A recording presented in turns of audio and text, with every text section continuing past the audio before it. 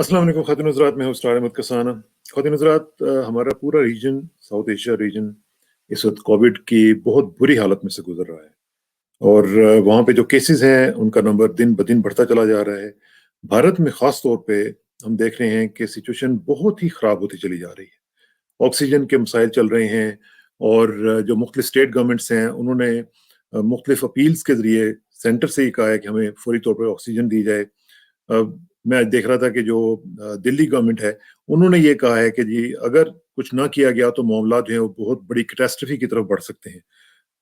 जो GTB hospital है उसके बाद यानी हॉस्पिटल के बाहर 3 लोग एक सिलेंडर पे, मुझे अभी खबर मैंने पढ़ी है, एक सिलेंडर के ऊपर 3 लोग बेचारे उनको स्विच कर रहे हैं। उनको 1 घंटे के बाद नर्स आके उनको चेक कर रही है और वो पीरियोडिकली उनको देख रहे हैं कि किस तरीके से इनको, यानी एक एक सिलेंडर जो है उसके ऊपर ये हालत हुई हुई है। और साथ साथ हमने देखा है कि पानीपत से एक जो बहुत बड़ा, जो वहाँ पे ऑक्सीजन का जो कॉन्वॉय जा रहा था उसमें से एक जो कंटेनर है वो मिसिंग है। अब वो कहाँ चला गया ये कुछ पता नहीं, क्योंकि इस वक्त डिमांड है बहुत ज्यादा। तो ये जो सिचुएशन है वो डिमांड करती है कि इमरजेंसी की जो होती है सिचुएशन उसमें एक्स्ट्राऑर्डिनरी मेजर्स लिए जाएं। और साथ साथ दूसरी बात यह है कि लोगों को एक तसल्ली भी दी जाए कि कुछ नहीं होगा, हम आपके साथ खड़े हुए हैं। गवर्नमेंट को भी ये चाहिए कि वो भी इस तरह की चीजें करे। इन तमाम उमूर के ऊपर गुफ्तगू करने के लिए और उसका जरा इहाता करने के लिए कि कोविड सिचुएशन इंडिया में कैसी है, पहली दफा आज हमारे साथ शामिल हो रहे हैं कर्नल शैलेंद्र सिंह जी। और कर्नल साहब जो है इनको आप इंडियन टेलीविजन पे अक्सर देखते रहते हैं, बहुत ही फायर ब्रांड स्पीकर हैं और आज पहली दफा जनाब हमारे साथ ज्वाइन कर रहे हैं। कर्नल साहब, thank you very much for your time जी। जय Hind. Thank you very much Kasana साहब, मैं नोएडा से बोल रहा हूँ और मेरे यहाँ लोगों के एक कम्युनिटी है, कसानास की कम्युनिटी। तो मैं अच्छा। आपके साथ एक नेचुरल कनेक्ट करता हूँ आपके साथ। बड़ी इज्जत की बात है मेरे लिए, बड़े गर्व की बात है कि आपके साथ ये प्रोग्राम हम कर पा रहे हैं। और इससे और एक अच्छा टॉपिक शुरुआत नहीं हो सकता, called as covid and called as महामारी। बड़ी मेहरबानी, बड़ी मेहरबानी।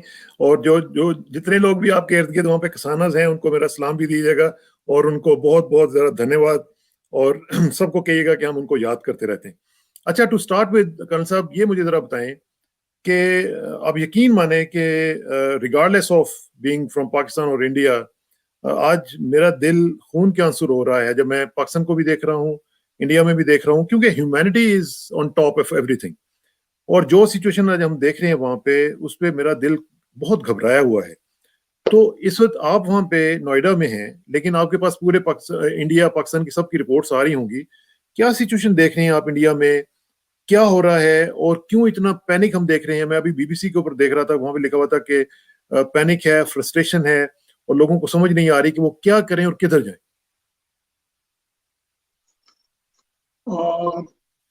इसरार साहब, एक बढ़िया सी बात करता हूं। जी।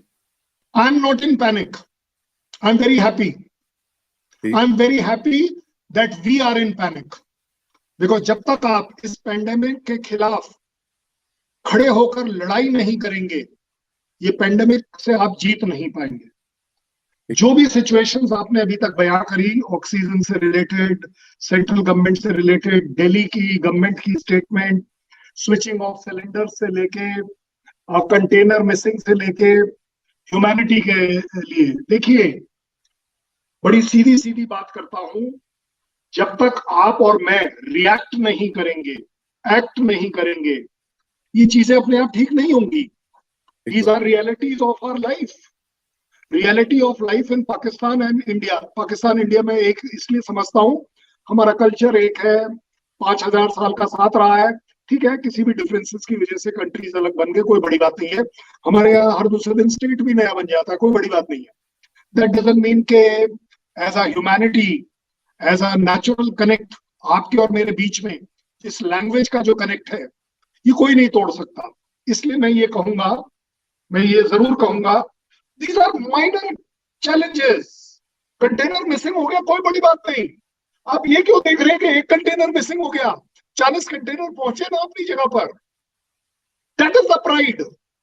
We will be able to find out. और बाय द वे, हो सकता है वो एक कंटेनर किसी और जरूरतमंद के पास गया होगा। हाँ, ठीक। ये कंटेनर्स वो वाले नहीं है कि मैं ये सोच लूं कि चलिए जी ये कंटेनर मिसिंग हुआ है तो शायद किसी टेररिज्म के रिलेटेड लोगों को इस्तेमाल हो जाएगा, गलत हाँ, हो सकता है। 10 के 12 रुपए में बिक गया होगा, कोई बड़ी बात नहीं है। ये आपका मेरा नेचुरल कल्चर है, मेरी सोसाइटी है। हमारे यहाँ ऐसा होना, इस तरह का क्योस होना कोई बड़ी बात नहीं है। पहली बात बड़ी जिम्मेदारी से समझना चाहिए। ठीक वी आर ठीक। Very used to of this. Coming to the point, humanity, देखिए देर आर कंट्रीज जो अपने प्रिकॉशंस ले रही हैं, वो उनका हक है, मैं कभी उसको क्रिटिसाइज नहीं कर पाऊंगा। आपका अपना हक है, मेरा अपना हक है। हमने भी काफी टाइम तक कई फ्लाइट्स इधर से उधर नहीं जाने दी। वंदे भारत वाली फ्लाइट्स लोगों को वापस लेकर आई। We were very responsible. मुझे बड़ा गर्व है इस बात पर कि हम अपने देशवासियों को वापस ला पाए अपनी फ्लाइट्स भेजकर।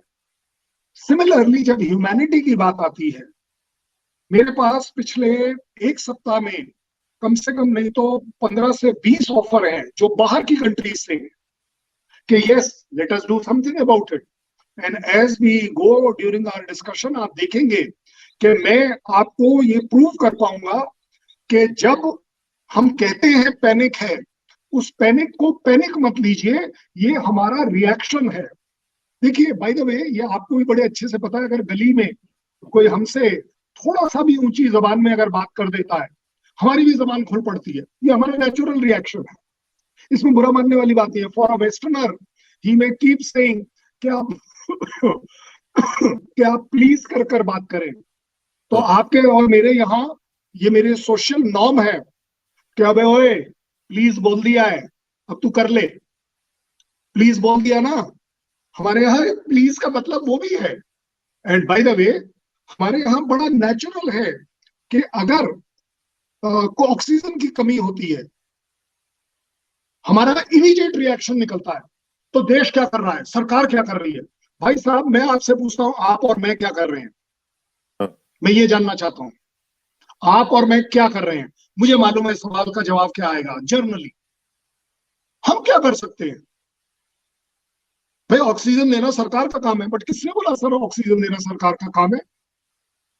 ऑक्सीजन बनाने वाली जो फैक्ट्रीज हैं वो प्राइवेट है, सालों साल चली आ रही हैं।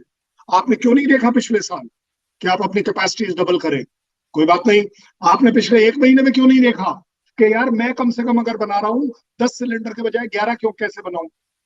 जो सिलेंडर बना रहा है उसने क्यों नहीं सोचा कि मैं 10 के बजाय 12 सिलेंडर बनाऊं?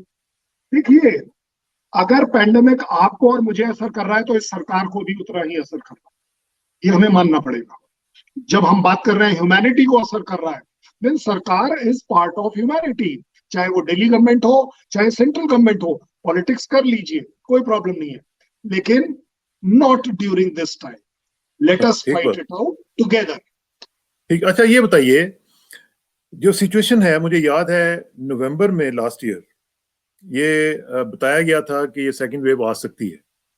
फिर हमने देखा कि गवर्नमेंट की तरफ से कॉम्प्लिसेंसी नजर आई और हमने देखा कि उन्होंने उस तरीके से तैयारी नहीं की जिस तरह के की जानी चाहिए थी, क्योंकि हमने देखा कि लोगों ने ये कहना शुरू कर दिया कि it's over, Covid is over, let's not even talk about it. हमारी अब हम इकोनॉमी पे काम करेंगे, उसको थोड़ा सा बाउंस बैक करवाएंगे, सब कुछ करेंगे।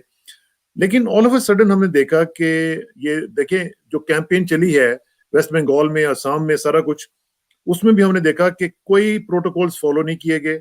उसमें बड़ी बड़ी रैलीज हुई, even prime minister went there, और बल्कि उन्होंने तारीफ की लोगों की कि मैं तो जहां जहां तक मेरी नजर जा रही है मैं लोगों को देख रहा हूं और मुझे बड़ी खुशी हो रही है।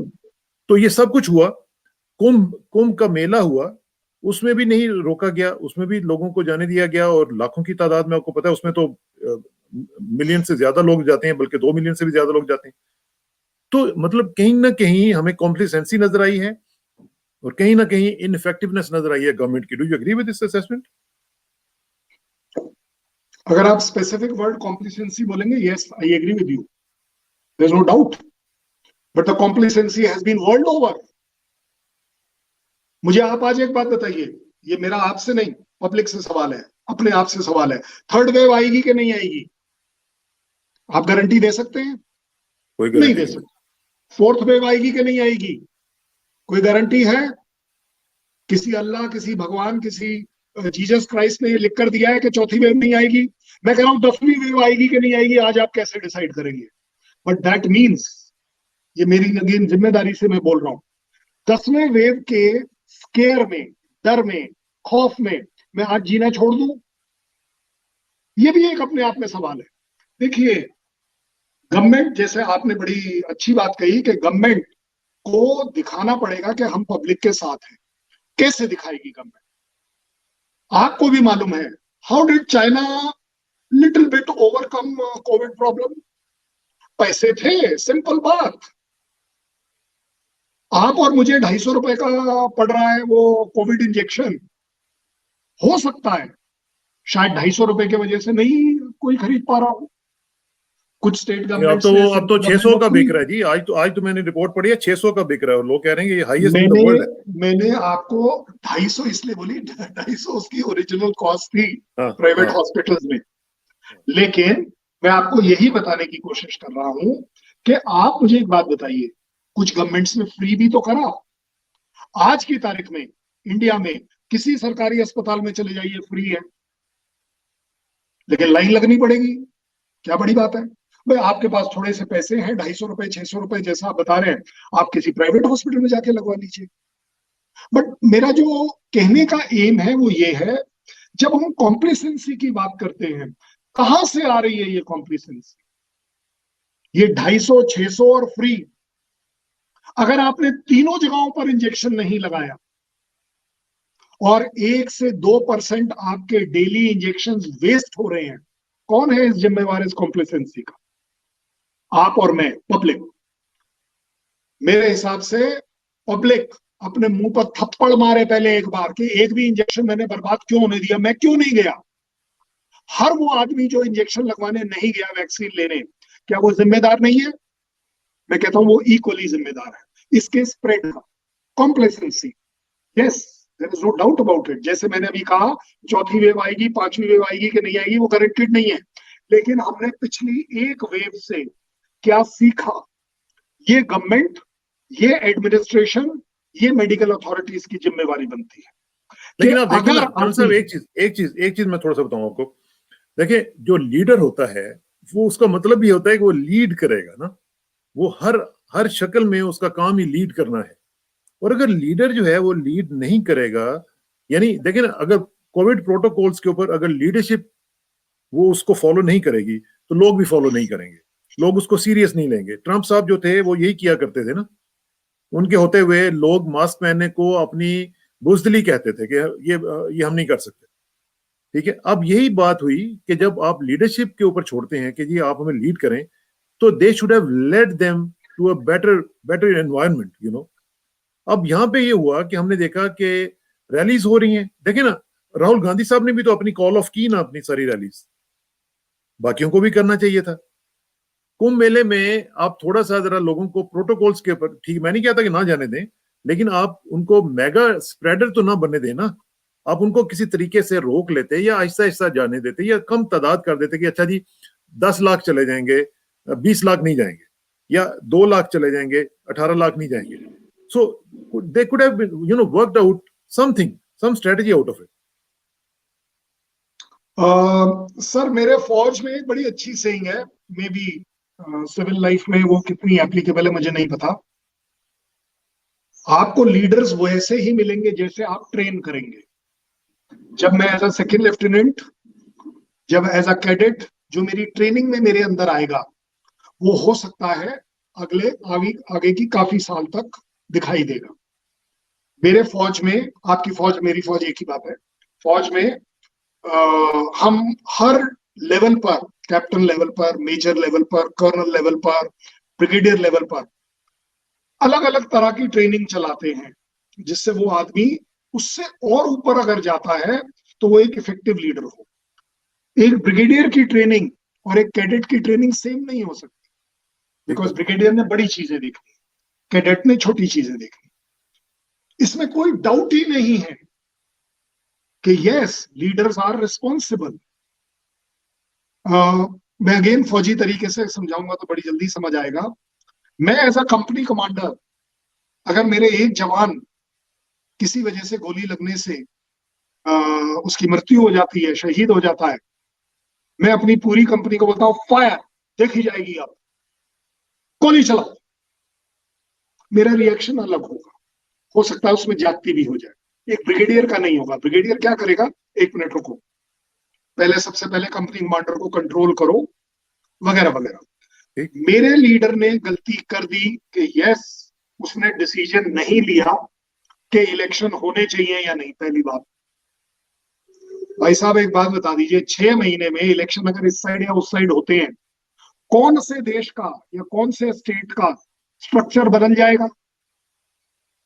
हमारे यहाँ RWA के इलेक्शंस हैं, हमारे यहाँ जो हमारे आर्मी के क्लब्स वगैरह जो भी कम्युनिटी सेंटर्स हैं, उनके इलेक्शन है, पोस्टपोन हुए ना। हम लोगों ने आपस में डिसाइड किया, वो एकदम से एक लहर सी चली हम सबके बीच में, क्योंकि हमारा व्हाट्सएप ग्रुप है, हमने इलेक्शन पोस्टपोन कर दिया 10 दिन के लिए, 20 दिन के लिए, 25 दिन के लिए। सिंपल, कोई फर्क तो नहीं पड़ा ना?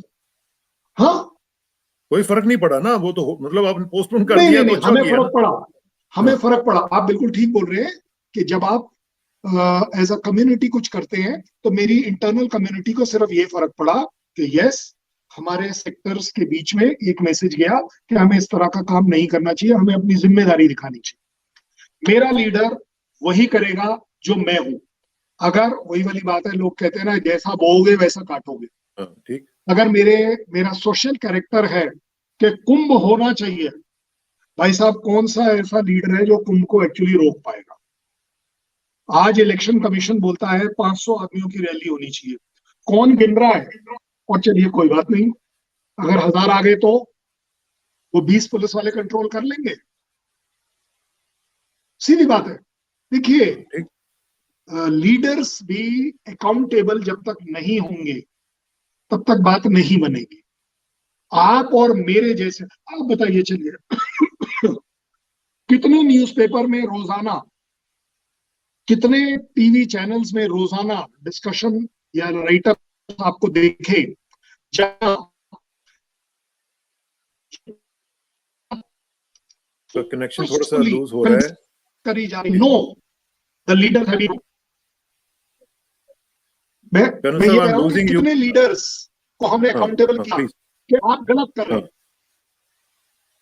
सो दैट मस्ट बी वो इन एंड आउट। मेरे ख्याल में अभी कनेक्शन ठीक हो गया है। सो मेरा आपको सिर्फ, मैं ये नहीं कह रहा हूं कि उन्होंने कुछ सही किया है, गलत गलत है। ठीक। अच्छा, इसमें एक और चीज देखें ना, एक तो हो गया एग्जेक्टिव को छोड़े, मैं आप दूसरा देखते हैं जो आपका इलेक्शन कमीशन है। मैं सोच रहा था कि ये जो इलेक्शन कमीशन है, क्या इसको नहीं चाहिए था कि ये जो इतने लंबे लंबे इलेक्शंस करवा रहे थे, यानी पूरा पूरा महीना इलेक्शन चल रहा है, तो उनको जरा थोड़ा सा शॉर्टर लेवल पे ले आते, शॉर्टर स्पैन पे ले आते, कहते जी कि ठीक है, हम इसको मैनेज करते हैं, कोविड की वजह से इसको हम 1-2 दिन के अंदर अंदर मुकम्मल कर लेते हैं। So that could have easily been done. तो कम से कम इतने लोगों को एक्सपोज करना कोविड में, और इतने लोगों का आप देखें महाराष्ट्र में और उधर वेस्ट बंगाल में, इवन वहां पे भी कितनी बुरी हालत हुई है। तो इन चीजों को मैं जब देखता हूं तो थोड़ा सा जरा दुख तो होता है ना। बिल्कुल दुख होना भी चाहिए, होना भी चाहिए। लेकिन हमारे यहाँ एक बड़ी अच्छी कहावत है, जाको काम वाको साजे। जिसका जो काम है, मुझे लगता है वो मेरे से एटलीस्ट ज्यादा कॉम्पिटेंट रहा होगा। इलेक्शन कमीशन का जो कमिश्नर है, चेयरपर्सन है, वो जो कमेटी है, आई एम श्योर कि उन्होंने ये सारी बातें जो आप बता रहे हैं, उन्होंने जरूर कंसिडर करी होगी। उनका कोई पॉलिटिकल मजबूरी है या एडमिनिस्ट्रेटिव मजबूरी है, I will leave it to that, because unfortunately वही वाली बात है कि हम इससे सिर्फ ये सीख सकते हैं कि अगला इलेक्शन ऐसे ना हो। अच्छा, थोड़ा सा towards the end of it मुझे जरा बताएं कि what should be the future course of action from now on, क्योंकि अब जो सिचुएशन बन गई हुई है, यहाँ से इसको कंट्रोल करना साहब बहुत शदीद जरूरी है। क्योंकि अगर यहाँ से इसको कंट्रोल ना किया गया तो फिर यू सी, मुझे तो ह्यूमन कैटास्ट्रोफी नजर आ रही है, और मुझे ये लग रहा है कि जैसे things would be out of complete control. क्योंकि जो मैंने तो जो खबरें पढ़ी हैं, मुझे तो यहाँ पे बैठे हुए यकीन करें, अभी देखें ना, कनाडा ने पाबंदी लगा दी है पाकिस्तान इंडिया दोनों पे फ्लाइट्स के ऊपर, राइट अवे लगा दी। और मैं आज भी सीबीसी पे इंटरव्यू देते हुए मैंने आपको बताया था, मैंने उनको बताया कि ये आपने ज्यादती की है, आपको नोटिस देना चाहिए था, जो लोग गए हुए थे उनको वापस आ देना चाहिए था, ताकि जो लोग भी वहां पे गए हुए हैं वो वहां पे स्टक ना हो जाए, स्ट्रैंडेड ना हो जाए। तो ये चीजें पूरी दुनिया इस वक्त हमारे बारे में सोच रही है। दुनिया क्या सोचती है मुझे नहीं पता, लेकिन दुनिया को यह जरूर दिखना चाहिए कि अगर इंडिया वंदे भारत के अंडर सारे देशों से अपने देशवासियों को वापस लाने की काबिलियत रखता है अपने जहाज भेजकर, अगर कनाडा उससे नहीं सीख रहा है, ये उसका बैड लक है। उसके लोगों को तकलीफ हो रही है। जो टूरिस्ट यहाँ पर आया था 10 दिन की सोच के, वो अगले 1 महीने क्या करेगा, उसके बाद पैसे हैं वगैरह वगैरह। एंड बैन करना तो सबसे आसान काम है, उसको मैनेज कैसे करेंगे आप, सीधी सीधी बात। So I feel Canada has taken a very considered decision कि हमें फ्लाइट रोकनी चाहिए, क्योंकि हम वहां से यहाँ नहीं लाएंगे। कोई बात नहीं, आपकी मर्जी है भाई साहब, आपने अपने लोगों के लिए क्या किया। वुड दैट अमाउंट टू, एक समय था, मैं क्रिटिसाइज नहीं कर रहा, लेकिन ऐसा बोला जा रहा था कि कई पाकिस्तानी सिटीजन्स ने वीडियोस भेजे कि देखिए हमारा देश हमें वापस नहीं ला रहा। एक समय था लास्ट ईयर, वो काफी क्रिटिसाइज हुआ। I am saying learning is a continuous process, but at the same time आपने जो बड़ी बात कही है कि हम क्या सीख सकते हैं या आगे क्या देख सकते हैं। देखिए, कैटास्ट्रॉफी तो हमारे सिर पर आ ही गई है। कैटास्ट्रॉफी एक आदमी के मरने से सोचिए उस फैमिली पर क्या होती है। बिल्कुल बिल्कुल। उसके लिए जिंदगी खत्म हो गई। उस बच्चे के लिए जिसका बाप चला गया, जिंदगी भर चोट पड़ गई। उस वाइफ के लिए, उस माँ के लिए, वगैरह वगैरह। मैं कल सीताराम येचुरी साहब का ट्वीट पढ़ रहा था, जिन्होंने अपने बेटे को खुद अपने हाथों से, उनके हाथों में उसकी जान गई। तो मैं, यकीन करें, being a father, you see, मेरी जान खुद अब नहीं निकल गई। मैंने कहा यार क्या उनके लिए कितना मुश्किल वक्त होगा। सो कैटास्ट्रॉफी तो ऑलरेडी है, लेकिन फिर भी बड़ी हिम्मत करके, बड़े गर्व से कहूंगा कि जितने भी स्टेप्स लिए जा रहे हैं इंडिया में, अच्छे स्टेप लिए जा रहे हैं। इंटेंशन जरूर अच्छी है। पॉलिटिकल रीजंस कुछ भी होते रहे, पॉलिटिकल डिफरेंसेस कुछ भी होते रहे, कोई कह दे कि भाई हमको, वो जैसे आपने एग्जांपल दिया स्विचिंग ऑफ सिलेंडर, एक बात बताऊं, switching off cylinder can be criticised, लेकिन अब मेरे तरफ से एक अप्रिसिएशन देखिए कि उस नर्स की, उस नर्सिंग असिस्टेंट की, कि वो उन 3 लोगों को उस हिसाब से ऑक्सीजन दे रहा है जितनी उनको जरूरत है। क्योंकि उसे मालूम है कि मेरा अगला सिलेंडर आने में 6 घंटे हैं, 8 घंटे हैं, 12 घंटे हैं। So he is sharing the poverty between the 3 as per the requirement. हो सकता है एक पेशेंट को 10 सेकंड चाहिए, दूसरे को 1 मिनट चाहिए। अगर वो स्टेबलाइज हो रही है उसकी सांस, वो 10 सेकंड बाद निकालकर दूसरे पे लगा रहा है। मैं इसको, देखिए, मैं ये नहीं बोल रहा हूँ कि वो अच्छा कर रहा है या बुरा कर रहा है, लेकिन मैं ये जरूर बोल रहा हूँ कि if there is a poverty, unfortunate, like I am telling you today, I am right now discussing in next 2 hours कि how we can establish at least 4 to 5 mini plants in next 1 week time।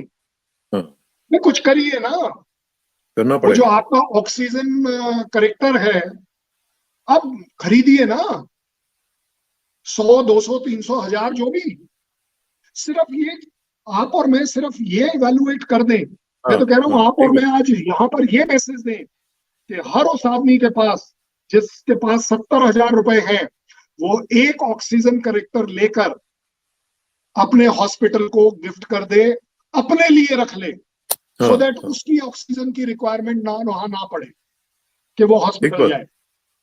So these are the message जो आपने बोला क्या कर सकते हैं। मैं ये कह रहा हूँ ये कर सकते हैं। मुझे अच्छा ये लगा कि कम से कम आपके साथ बात करके मुझे ये लगा कि एक पॉजिटिव एंगल भी है, और उस पॉजिटिव एंगल को भी हमें आगे लेके जाना चाहिए और पॉजिटिव मैसेज देना चाहिए, ताकि लोगों में ये जो एक डेस्पोंडेंसी की एक फिजा नजर आ रही है वो कम से कम खत्म हो सके और लोगों को जरा खड़ा किया जा सके। क्योंकि लोग, मैं देख रहा था कि काफी डिप्रेस हुए थे। खान साहब, आपका बहुत बहुत शुक्रिया।